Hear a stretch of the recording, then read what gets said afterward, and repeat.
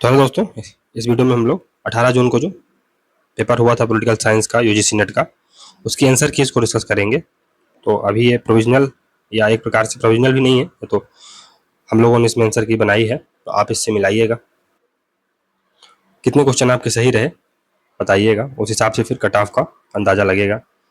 तो इसमें जो पहला क्वेश्चन है, मार्क्सवादियों का मत है कि समाज के अभिलक्षणिक गुण है। तो इसमें जो सही आंसर होगा, दूसरा नंबर होगा ACDE ये होगा। फिर सेकंड क्वेश्चन था, सभी प्रकार के नस्ली विभेद को दूर करने संबंधी अभिसमय convention on elimination of all forms of radical racial discrimination किस वर्ष अनुमोदित हुआ था? तो ये 1969 में अनुमोदित हुआ था। 1969 में अनुमोदित हुआ था। फिर प्रश्न आया था कि मोटे तौर पर लोकतंत्र शब्द का क्या तात्पर्य है? तो इसका जो सही आंसर होगा, आंसर बता रहे हैं ताकि जल्दी से चीजें हो जाएं और आपको सभी आंसर पता चल जाए। तो इसमें सी नंबर होगा, सी नंबर होगा। डेमोक्रेसी का वास्तविक अर्थ क्या है, इसका सही आंसर होगा।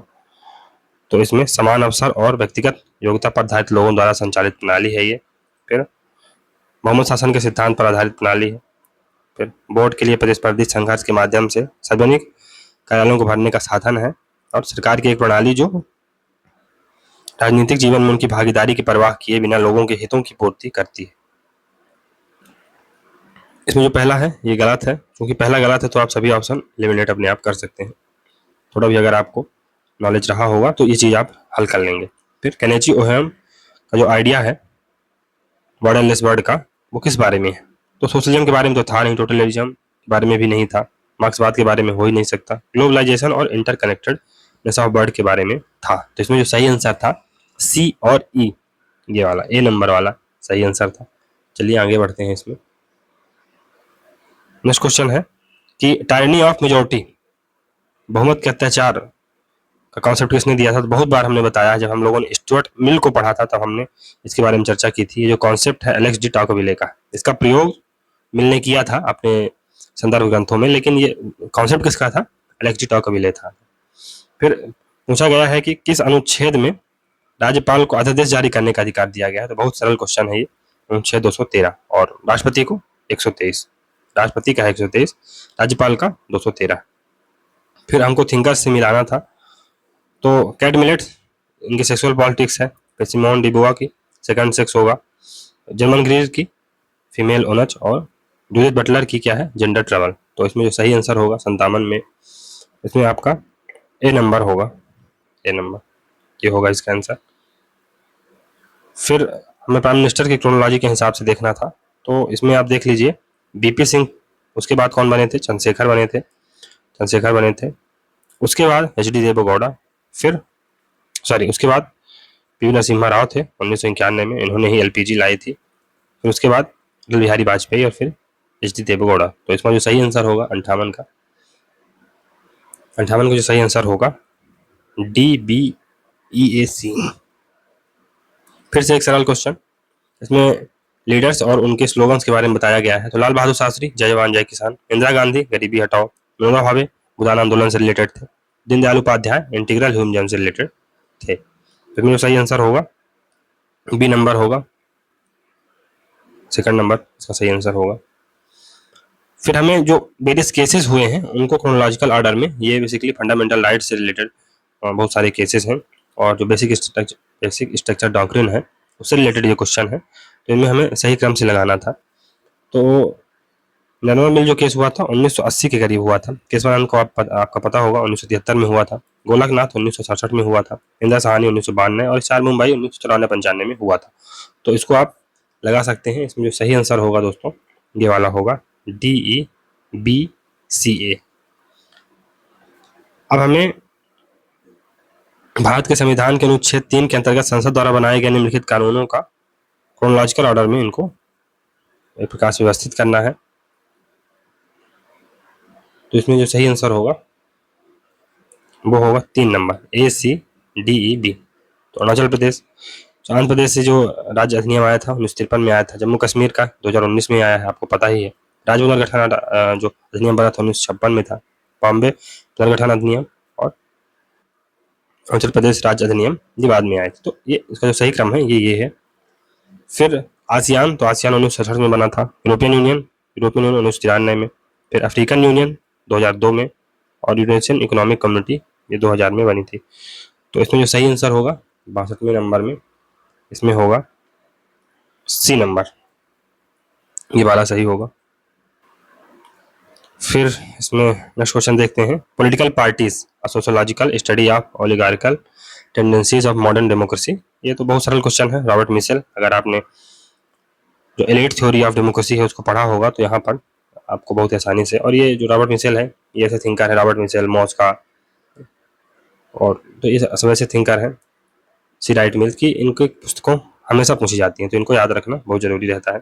नेक्स्ट क्वेश्चन है कि जो विस्तारवादी राष्ट्रवाद है, एक्सपेंशनिस्ट नेशनलिज्म है, उसमें सही कौन है? तो शांति प्रिय तो हो नहीं सकता है, तो सी को आप हटा सकते हैं सीधे सीधे, और आंसर आपका सीधे आ सकता है। तो जो एक्सपेंशनिस्ट राज होते हैं शांति प्रिय नहीं होते हैं, क्यों? क्योंकि अगर एक्सपेंशन करना है तो कहीं ना कहीं आपको दूसरों के प्रॉपर्टी पर कब्जा करना पड़ेगा, दूसरों को मारना भी पड़ेगा। फिर इसमें जो ह्यूमन रिलेशन अप्रोच है ये एल्टन मायो से रिलेटेड है। बाउंड्री रेशनैलिटी का कॉन्सेप्ट किसका है? हर्बर्ट साइमन का है। फिर सेल्फ एक्चुअलाइजेशन अब्राहम मास्लो, और contribution satisfaction equilibrium Chester Barnard का है। तो 65वें में जो सही आंसर होगा दोस्तों ये वाला होगा, चौथा नंबर। अब इसमें हमें लोकसभा में अनुसूचित जातियों के लिए आवंटित सीटों की संख्या के अनुसार निम्नलिखित राज्यों की अवरोही क्रम में व्यवस्थित करना है। तो अवरोही क्रम में इसमें व्यवस्थित करना है, तो आप देख लीजिए इसका जो सही आंसर होगा ACDBE होगा, सेकंड नंबर इसका सही आंसर होगा। तो इसमें मध्य प्रदेश में सबसे ज़्यादा है अनुसूचित जाति के लिए सीटें हैं, 47 सीटें हैं मध्य प्रदेश में। फिर उसके बाद उड़ीसा में है, क्योंकि यहाँ भी जो SC/ST है उनकी जनसंख्या ज़्यादा है, इसलिए बट ऑब्वियस है कि इनके लिए सीटें ज़्यादा आरक्षित की जाएंगी। सबसे लास्ट में मेघालय है, फिर क्योंकि मेघालय में सीट ही कम है, क्योंकि पहाड़ी एरिया है, तो वहाँ पर इसको आप लास्ट में ले जा सकते हैं। फिर महाराष्ट्र है, उसके बाद राजस्थान, तो ये वाला क्रम सही होगा। इसमें पूछा गया है कि दास प्रथा का विरोध करने के लिए ब्रिटेन में वर्ष 1787 में निम्नलिखित में से किस लीग या सोसाइटी का गठन किया गया था? तो इसके लिए द एवोल्यूशन सोसाइटी का गठन किया गया था, द एवोल्यूशन सोसाइटी का गठन किया गया था। इंडियन वार ऑफ इंडिपेंडेंस, ये तो बहुत सारे क्वेश्चन है, BD सावरकर की पुस्तक है। फिर ग्लोबलाइजेशन प्रमोट्स, तो ग्लोबलाइजेशन क्या क्या चीजें प्रमोट करता है? मार्केट इकोनॉमी, बिल्कुल। इंडिविजुअल फ्रीडम, बिल्कुल। कैपिटल फ्लो, बिल्कुल। इक्वल डिस्ट्रीब्यूशन ऑफ वेल्थ, तो इक्वल डिस्ट्रीब्यूशन ऑफ वेल्थ तो नहीं होती है, कुछ लोग अमीर हो जाते हैं, कुछ लोग और ज्यादा गरीब हो जाते हैं, तो डी नंबर को आप यहाँ से हटा सकते हैं, और डी को हटाते ही आपका आंसर आ जाएगा, आंसर होगा ABCE। डी तो होने से रहा, इक्वल डिस्ट्रीब्यूशन नहीं होता। फिर डॉक्टर श्यामा प्रसाद मुखर्जी कश्मीर में किस सन में डाइड हुए थे या मरे थे? तो ये एक प्रकार से इनकी जो मृत्यु हुई थी 1951 में हुई थी, 1951 में इनकी मृत्यु हो गई थी कश्मीर में। अब इसमें जो वेरियस आयोग हैं और परिषद है उनके गठन के क्रोनोलॉजिकल ऑर्डर में सेट करना है, तो इसमें जो सही आंसर होगा दूसरा नंबर होगा। फिर हमें कौटिल्य के एलिमेंट ऑफ स्टेट कितने हैं उनको बताना है। तो फोइस का ऐसा कोई एलिमेंट नहीं था, फोइस एलिमेंट नहीं कंस्टिट्यूट करते हैं, तो ई को आप हटा देंगे, आंसर सीधे आपका आ जाएगा। चलिए नेक्स्ट देखते हैं। नेक्स्ट जो क्वेश्चन है इसमें जो inter state water dispute tribunals हैं उनको क्रोनोलॉजिकल ऑर्डर में लगाना था, तो इसमें जो सही क्रम है दोस्तों, सही क्रम है ये चौथा नंबर इसका सही होगा। सबसे पहले गोदावरी जल विवाद अभिकरण बनाया गया था, फिर उसके बाद रवि व्यास वाटर डिस्प्यूट ट्रिब्यूनल बना था, उसके बाद कावेरी वाटर डिस्प्यूट ट्रिब्यूनल बना था, उसके बाद महादाई वाटर डिस्प्यूट ट्रिब्यूनल बना था, और महानदी वाटर ट्रिब्यूनल उस सबसे लास्ट में बना था। तो ये इसका क्रम है। चीफ जस्टिस, सोचिए कितने वाइड स्पेक्ट्रम से क्वेश्चन आ सकता है, तो ये भी याद रखिएगा। और ये सब चीज़ें जो हमने सीरीज चलाई थी पॉलिटिकल साइंस में, बेनीवाल सर की जो नोट्स हमने कवर की थी उसमें पूरा चीज़ों को कवर किया गया था, बिल्कुल इसी पर्सपेक्टिव से कवर किया गया था, बिल्कुल सुप्रीम कोर्ट के जज, राष्ट्रपति, उपराष्ट्रपति, सभी के क्रोनोलॉजिकल ऑर्डर में, है ना, स्पीकर्स वगैरह सबको अच्छे से बताया गया था। तो अगर आपने उसको देखा होगा, नोट्स पढ़ी होंगी, तो बहुत सरल क्वेश्चन है। इसका जो सही आंसर है इसमें पहला ही होगा सही आंसर। फिर हमें यहाँ पर जो सीट्स हैं उनको देख लेते हैं जो कि अलर्ट है लोकसभा में, और उनको डिसेंडिंग ऑर्डर में यानी अवरोही क्रम में, इन द सेंस की घटते क्रम में, सबसे पहले सबसे बड़ा होगा, फिर उससे नीचे। सबसे ज्यादा जो सीटें हैं दोस्तों महाराष्ट्र में 48 सीटें, वेस्ट बंगाल में 42 सीटें। अभी जब आपने लोकसभा का जो रिजल्ट आया था उसमें देखा होगा, तो वेस्ट बंगाल में 42 सीटें हैं। फिर कर्नाटक में आई थिंक 23-24 सीटें हैं। फिर उड़ीसा में भी 21-22 सीटें हैं, और बिहार में 40 सीटें, याद रखिएगा। तो इसका कुल मिला के जो सही क्रम होगा वो ये होगा, ABCDE, सीधे सही क्रम में ये लगे हुए हैं। अब जो ये तो बहुत सरल क्वेश्चन है, मीनोब्रुक सम्मेलन कब हुआ था? 1968 में। इसमें हम लोगों को chief ministers, former chief ministers को मिलाना है। तो रविशंकर शुक्ल ये मध्य प्रदेश के पहले और चीफ मिनिस्टर थे, तो सी का सेकंड हो जाएगा। और एक ही, मतलब कभी कभी आपको ऐसा भी लगेगा कि एक अगर आपने ऑप्शन मिला लिया चारों ये विकल्प वाले में, तो सीधे आंसर हिट हो जाता है, बहुत ज़्यादा देखने की जरूरत भी नहीं है। हालांकि राम नरेश यादव हैं, ये उत्तर प्रदेश के थे, तो ये भी याद रखिएगा। फिर इसमें जो नेक्स्ट क्वेश्चन है, पॉलिटिकल इकोनॉमी रिलेटेड जो पुस्तक है उसके बारे में बताना है। पॉलिटिकल इकोनॉमी से, राजनीतिक अर्थव्यवस्था से संबंधित पुस्तक। तो मॉर्गन थियो की ये पुस्तक नहीं है, बाकी सभी हैं। तो BCDE सभी इसका आंसर हो जाएगा, दूसरा नंबर। फिर नेक्स्ट क्वेश्चन है, लिबरलिज्म से रिलेटेड कथन है उनको बताना है इसमें। तो लिबरलिज्म और कम्युनिज्म क्लोजली इंटरलिंक्ड नहीं है, या इनका आपस में कोई संबंध नहीं है। कहाँ लिबरलिज्म, कहाँ कम्युनिज्म। तो ये ऑप्शन आप अगर डिलीट कर देते डी नंबर, तो आपका आंसर सीधे सीधे आ जाता। यही होता है इस प्रकार के क्वेश्चंस में दोस्तों। 80 नंबर क्वेश्चन में सही क्रोनोलॉजिकल ऑर्डर होगा दोस्तों, ये CBADE होगा। तो AITOC का गठन 1920 में हो गया था, तुरंत विभाजन 1907 में हुआ। ये जो सभा है, श्री नारायण धर्म परिपालन योग्यम की स्थापना पहले हो गई थी, तुरंत विभाजन की भी पहले हो गई थी इसकी स्थापना। फिर भारतीय मजदूर यूनियन परिसंघ, इसकी स्थापना। और ये जो भारतीय राष्ट्रीय मजदूर संघ कांग्रेस है, इसकी स्थापना 1947 में हुई थी। तो ये सब चीजें आप इसको क्रोनोलॉजिकल ऑर्डर में सेट कर सकते हैं। C नंबर इसका होगा। फिर अब राष्ट्रपतियों को हमें क्रोनोलॉजिकल ऑर्डर में सेट करना है। तो ये तो बहुत सरल क्वेश्चन था, माना जाएगा एक। तो इसमें सीधे सीधे आंसर आप दे सकते हैं, ABCDE सही क्रम में लगे हुए हैं। फिर हमें जो पॉलिटिकल लीडर्स हैं उनको, उनकी जो पार्टियां हैं उनसे मिलाना था। तो ज्योति बसु CPIM से रिलेटेड है, दीनदयाल उपाध्याय जनसंघ से रिलेटेड थे। फिर भगत सिंह किशोरी, ये भगत सिंह कोश्यारी ये बीजेपी से हैं, और राजा दिनेश सिंह ये कांग्रेस पार्टी से एसोसिएटेड थे। तो इसमें जो सही आंसर होगा 3 नंबर वाला होगा। फिर जो राजनीतिक नेता है, यही वही क्वेश्चन, जो यूनिफॉर्म सिविल कोड है, ये directive principle of state policy का पार्ट है, राज्य के नीति निर्देशक तत्व का भाग है ना, आर्टिकल 54 में इसका मेंशन दिया गया है।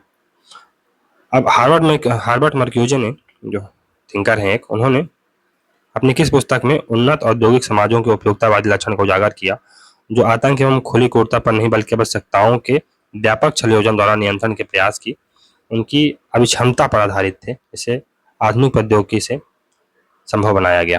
तो इसमें जो सही आंसर होगा वन डायमेंशनल मैन होगा। हमने जब हार्वर्ड मर्क्यूजे को पढ़ा था, न्यो मार्क्सिज्म, तब ये हमने डिस्कस भी किया था अच्छे से कि जो मनुष्य है वो वन डायमेंशनल हो गया है। अब वो केवल एक ही प्रकार की वस्तुएं, एक ही प्रकार के रहन सहन, खान पान पद्धति के बारे में सोचता है। उसका जो माइंड है मल्टी डायमेंशनल नहीं रह गया। म्यूनिक एग्रीमेंट, तो ये 1938 में हुआ था, याद रखिएगा 1938 में हुआ था। फिर द प्रैक्टिस ऑफ मैनेजमेंट, ये पुस्तक किसकी है? तो ये है पीटर डकर की। ये ऐसे क्वेश्चन है कि इनमें बहुत सोचने की जरूरत नहीं है, तुरंत आप लगा के चले आए।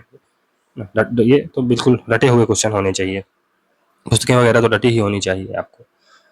अब इसमें जो 87 नंबर में होगा ABC होगा।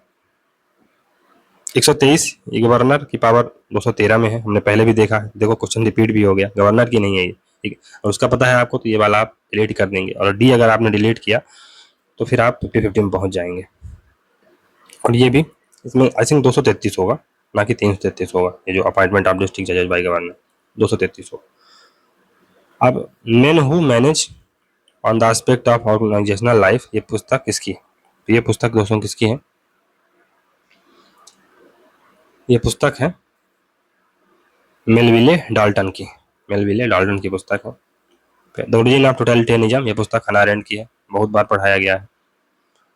फिर इसमें हम लोगों को क्या करना है, निम्नलिखित राज्यों को राज्य विधानसभा निम्न सदन में सदस्यों की संख्या के अनुसार अवरोही क्रम में व्यवस्थित कीजिए।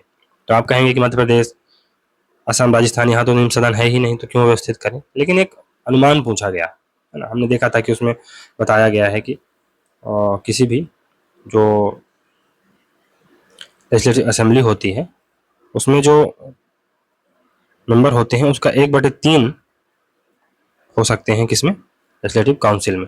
जैसे यूपी में 303 सीटें हैं लेजिस्लेटिव काउंसिल में, तो वहाँ पर 100 मेंबर्स की एक प्रकार से हो सकते हैं। इसी प्रकार इनको क्रोनोलॉजिकल ऑर्डर में लगाना था। तो इसमें आपको पता होना चाहिए कि कम से कम किन राज्यों में कितनी सीटें हैं। तो अभी तो चुनाव हुए हैं मध्य प्रदेश में, तो आपको पता होगा 230 सीटें हैं मध्य प्रदेश में। फिर उत्तर प्रदेश में 303 सीटें थी। राजस्थान में आई थिंक राजस्थान में भी सीटें ठीक ठाक हैं। और इसको कुल मिला के जो इसका आंसर होगा दोस्तों, ये होगा, दूसरा नंबर होगा। तमिलनाडु में आई थिंक 294 सीटें, राजस्थान में तो 200 सीटें हैं, मैंने देखा भी है राजस्थान में 200 सीटें हैं। असम का आप लोग याद रखिएगा या पता करिएगा कितनी सीटें हैं। असम में ज़्यादा सीटें नहीं है, लगभग 80-85 सीटें होंगी, वो ज़्यादा होगा तो 90 होगा। अब 22 प्रेसिडेंट को देखते हैं, उनको भी क्रोनोलॉजिकल ऑर्डर में हमें सेट करना है। तो इसमें सही आंसर होगा सेकंड नंबर होगा। फिर a plea for reconstruction of Indian polity, बहुत सरल, जयप्रकाश नारायण की पुस्तक है।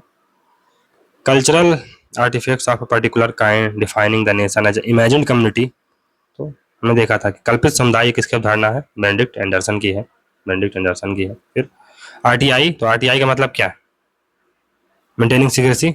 फिर आरटीआई आई ही क्यों, बी को हटाइए और आपका आंसर आ गया।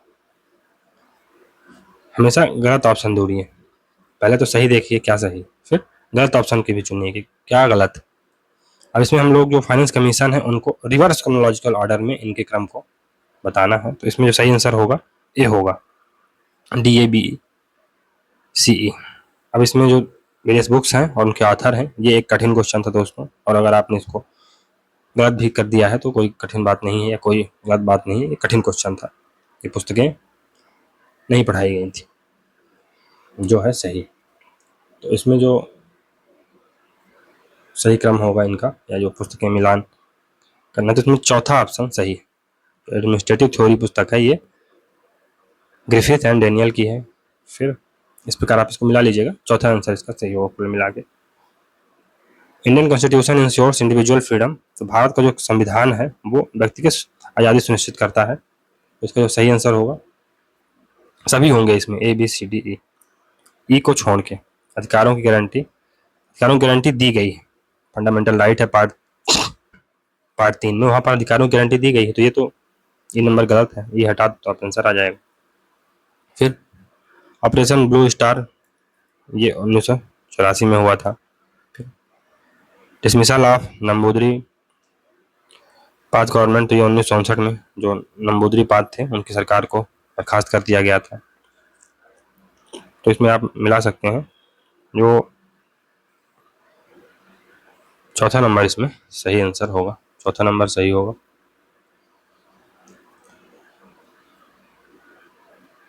नेक्स्ट क्वेश्चन था, ये एक रीजनिंग बेस्ड क्वेश्चन था। तो भारत एक ग्रेट पावर के रूप में उभर रहा है, इसके कारण क्या है। डिक्रीजिंग सॉफ्ट पावर, ये तो हो नहीं सकता, ई को आप हटा दीजिए, ई को हटाएंगे ABC आ जाएगा। इंक्रीजिंग कंफ्लिक्ट विद नेबर, अगर आप अपने नेबर्स के साथ कंफ्लिक्ट करेंगे तो आप ग्रोथ नहीं कर पाएंगे। अमेरिका क्यों इतना ज़्यादा अमेरिका में ग्रोथ है, क्यों, क्योंकि वहाँ के जो बॉर्डर्स हैं पीसफुल है, पीस बहुत ज़रूरी होती है ग्रोथ के लिए। फिर नरेगा, तो ये बहुत सरल क्वेश्चन था, 2006 में इसको इम्प्लीमेंट किया गया था। फिर सप्तांग थ्योरी, ये सरल क्वेश्चन था, मतलब बहुत सरल क्वेश्चन, कौटिल्य सप्तांग थ्योरी।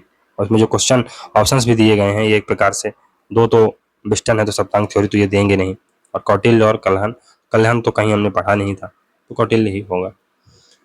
फिर एक नेक्स्ट क्वेश्चन है, फिर 102वां क्वेश्चन है कि किस भारतीय प्रधानमंत्री ने लाहौर स्थित मीनार पाकिस्तान की यात्रा की थी। मीनार पाकिस्तान की यात्रा अटल बिहारी वाजपेयी ने की थी। फिर डैग हैमरजोल्ड को संयुक्त राष्ट्र के महासचिव कब नियुक्त किया गया था? तो इन्हें 1953 में नियुक्त किया गया था। फिर Hawthorne experiment fired a movement which came to known as, तो हैथॉर्न प्रयोगों ने एक गतिविधि का पथ प्रशस्त किया जिसे निम्नलिखित नाम से जाना जाता है। तो ये क्या था? ये प्रबंधन संबंधी मानवीय उपागम था, ये ह्यूमन अप्रोच थी, ये ह्यूमन रिलेशन अप्रोच थी। फिर इंडिया ने, तो इंडिया आपको पता होना चाहिए कि वर्ल्ड ट्रेड ऑर्गेनाइजेशन का फाउंडिंग मेंबर ही था। तो 1 जनवरी 1995 को इंडिया ने ज्वाइन कर लिया था। फिर इसमें जो साइंटिफिक मैनेजमेंट, ये किसका है? टेलर का है। साइंटिफिक मैनेजमेंट किसका है? टेलर का है। फिर alienation of bureaucracy Karl Marx का है। फिर लिंकिंग पिन मॉडल, ये किसका है? फ्रांसिस लिंकर्ट का है। और न्यू पब्लिक एडमिनिस्ट्रेशन, ये ड्वाइट बाल्डो का। तो इसमें जो सही आंसर होगा 106 नंबर दूसरा होगा।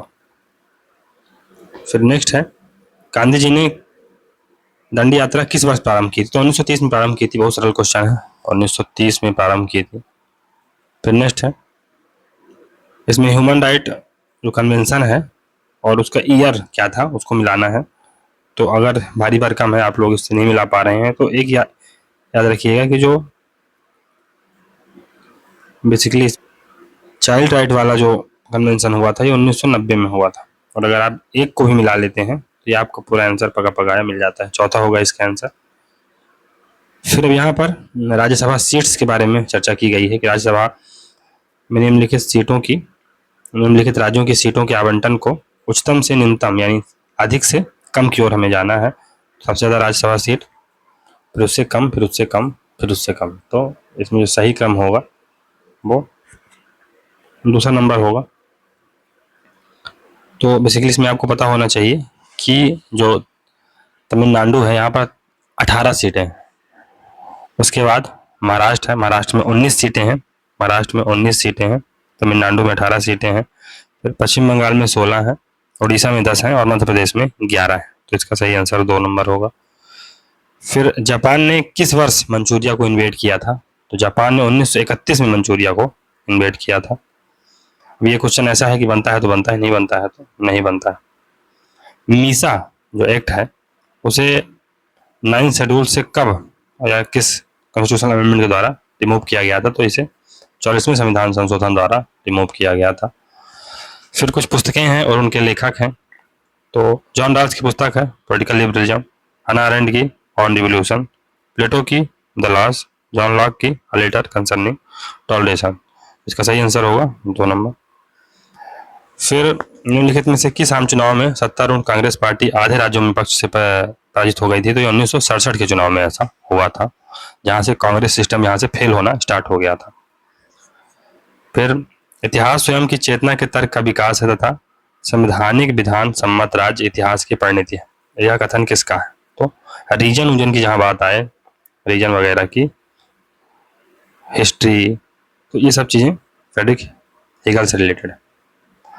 अब जो फीचर्स इंडियन कॉन्स्टिट्यूशन के और कहाँ से वो लिए गए हैं उनको देख लेते हैं। तो फंडामेंटल राइट अमेरिकन कॉन्स्टिट्यूशन से लिए गए हैं, डायरेक्टिव प्रिंसिपल आयरिश कॉन्स्टिट्यूशन से, फिर फंडामेंटल ड्यूटीज यूएसआर से, अच्छा जो इमरजेंसी प्रोविजन है, इमरजेंसी पावर है, जर्मन कॉन्स्टिट्यूशन से लिए गए हैं, जो बाइमार रिपब्लिक था उसके कॉन्स्टिट्यूशन से लिए गए हैं। तो इसमें जो सही आंसर होगा क्या होगा? चौथा नंबर सही होगा। फिर पंचायती राज संस्थानों के कार्यकारण की समीक्षा के लिए जनता पार्टी सरकार द्वारा गठित समिति निम्नलिखित में से कौन सी? जनता पार्टी ने अशोक मेहता समिति बैठाई थी पहले, बलवंत राय मेहता समिति बनी थी 1957 में। फिर उनके बेटे 1977 में उन्होंने और एक प्रकार से अशोक मेहता समिति बनाई गई थी जनता पार्टी सरकार के द्वारा। शास्त्रीय वाणिज्यिक कार्यनीति का लक्ष्य राज्यों को निम्नलिखित में से संपन्न बनाना है।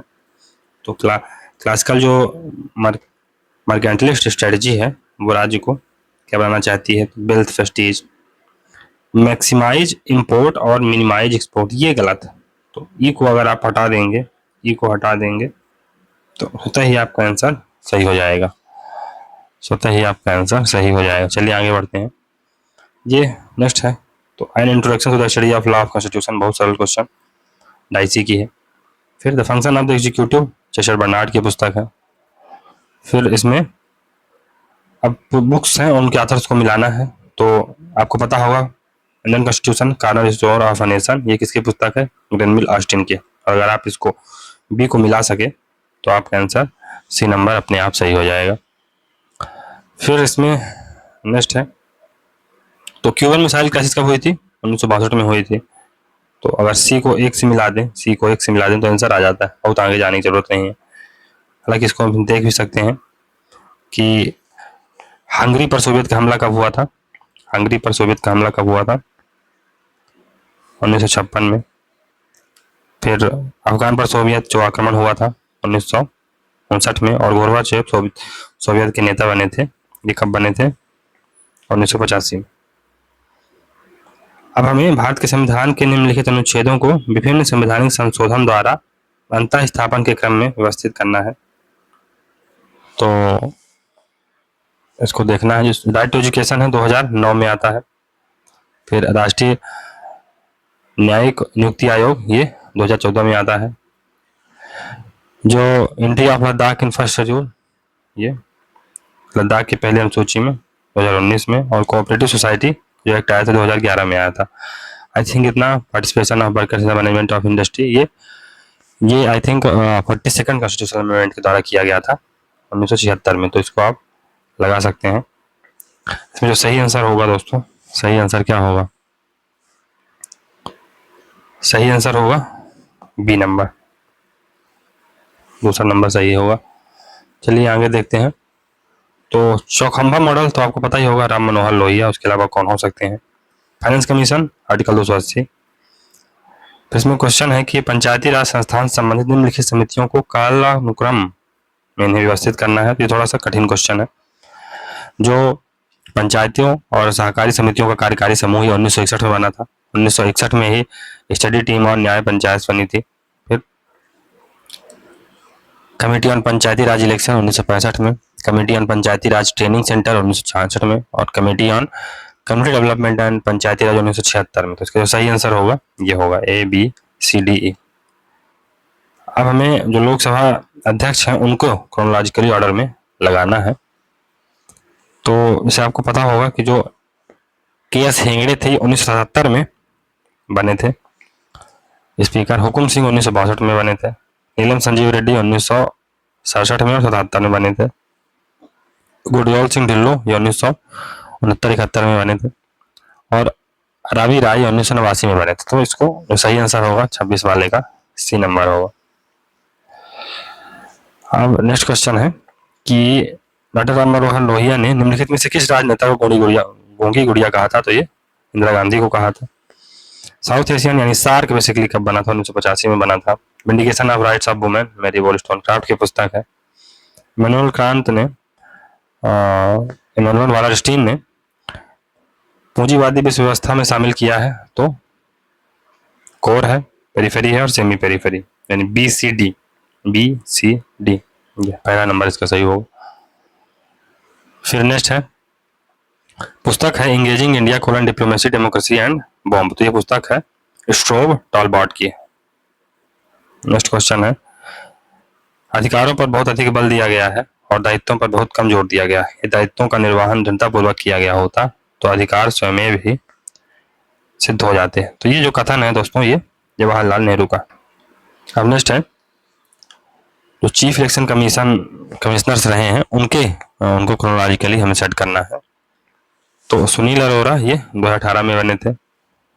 एस वाई कुरैशी 2010 में, टी एम शेषन 1990 में, बी एस संपत 2012 में, और एलम लिंगदोह ये कब बने थे? 2001 में। तो इसका सही आंसर कब होगा, क्या होगा? तीसरा नंबर ही होगा इसका सही आंसर।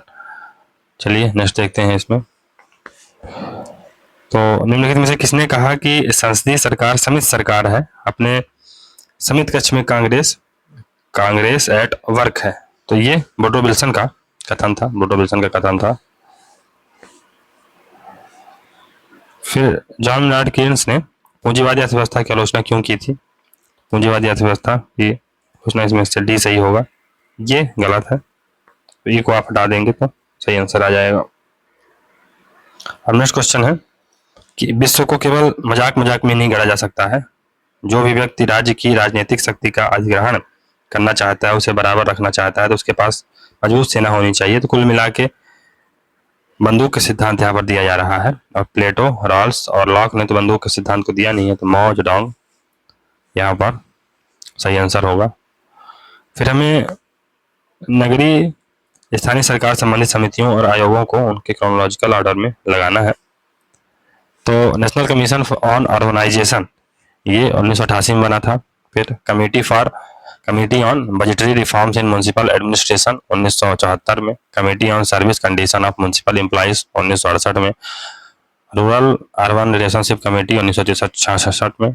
और टैक्सेशन इंक्वायरी कमीशन ये 1953-54 में बना था। तो इसमें जो सही आंसर होगा दूसरा होगा। फिर स्वामी विवेकानंद ने धर्म संसद में अपना प्रसिद्ध संबोधन किस शहर में दिया था? शिकागो में। बहुत सरल क्वेश्चन, ये भी दोस्तों सरल ही क्वेश्चन है।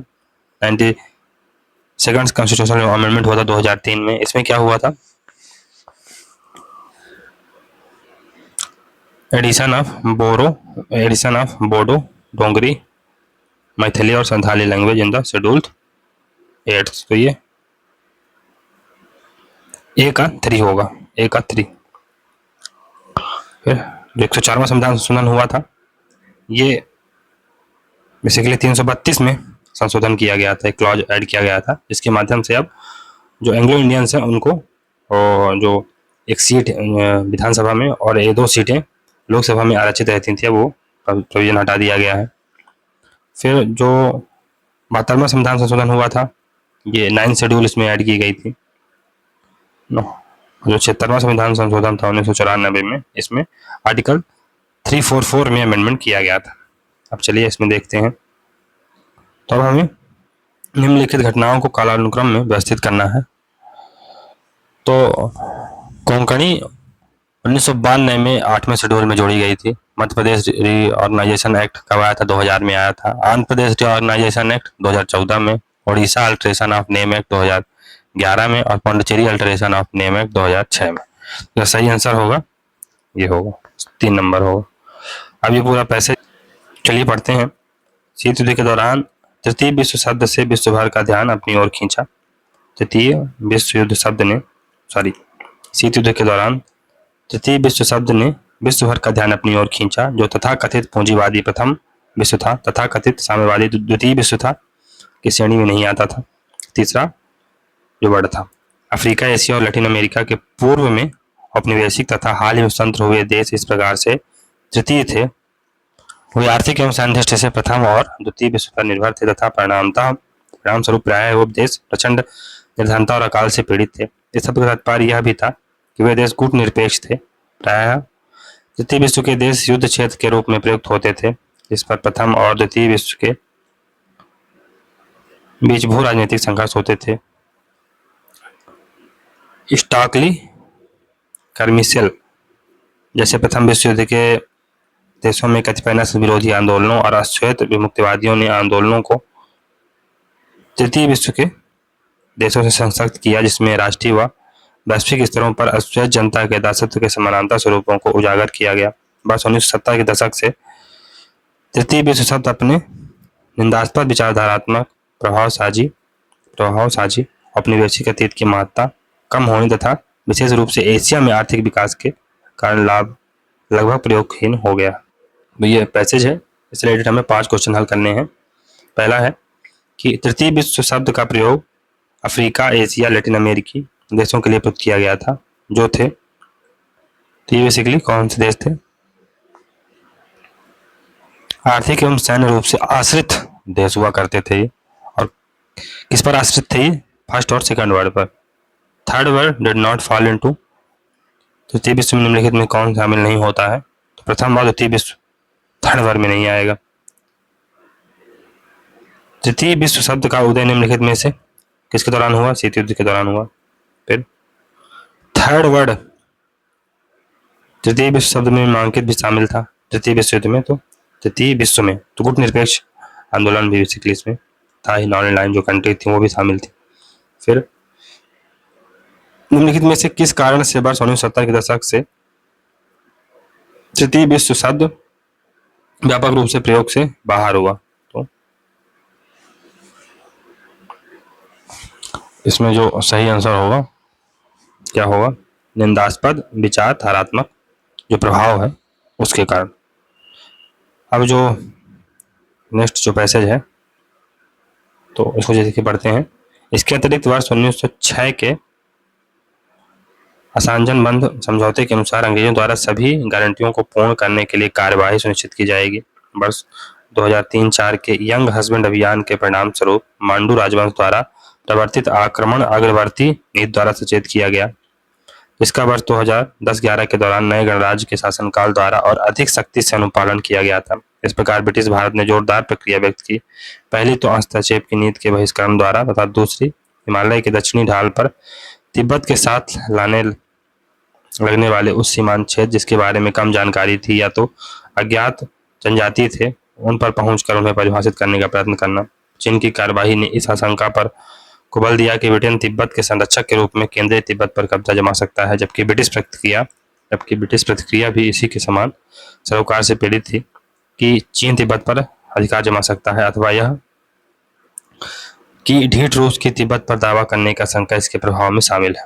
शक्ति प्रदर्शन की राजनीति के कालखंड में शक्तिहीन और सुभेद तिब्बत द्वारा सृजित निर्वात ने इसकी स्वयं की गति की घोषणा की।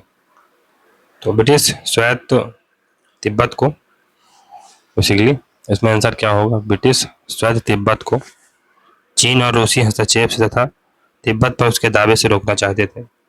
किसने अग्रगामी नीति जारी की थी? अग्रगामी नीति किसने जारी की थी? फॉरवर्ड पॉलिसी तो ये मंजू साम्राज्य ने जारी की थी। फिर यंग हस्बैंड एक्सपेडिशन कब हुआ? तो ये 2003-4 में हुआ था। किस क्षेत्र पर कब्जे को लेकर ब्रिटेन और चीन एक दूसरे के प्रति आशंकित थे? तिब्बत पर कब्जे को लेकर ये लोग एक दूसरे के प्रति आशंकित थे। Britishers policy aimed to define Indian frontier with Tibet on, तो किस क्षेत्र को लेकर ब्रिटेन की नीति का उद्देश्य तिब्बत के साथ भारतीय सीमा को प्रभावित करना था? तो ये था हिमालय की दक्षिणी ढाल वाला जो क्षेत्र था, सदर्न स्लोप ऑफ हिमालय। चलिए दोस्तों, यहाँ से हम लोगों ने जो 18 जून को पेपर हुआ था पॉलिटिकल साइंस का, उसके सभी आंसर कीज को चेक कर लिया है। तो होप कि आप लोगों के ज़्यादा से ज़्यादा क्वेश्चन सही रहे होंगे। तो ये जो मेरा एनालिसिस है, ये पेपर इजी टू मॉडरेट के कैटेगरी में हम लोग इसको डाल सकते हैं।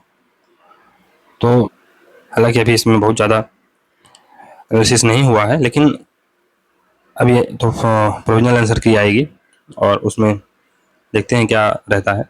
उसके बाद जो ओरिजिनल आंसर की आएगी उसके साथ रिजल्ट आएगा। तो पेपर बहुत ज़्यादा हार्ड नहीं था, पेपर इजी था, पेपर इजी टू मॉडरेट था। इतना सरल भी नहीं था, लेकिन इजी टू मॉडरेट था और कट ऑफ के चांसेस थोड़ा सा ज़्यादा हैं दोस्तों। तो चलिए, कट ऑफ का जो एनालिसिस है किसी अन्य वीडियो में करेंगे हालांकि। तो मिलते हैं अगले वीडियो में, तब तक के लिए goodbye. Thank you very much for discussion.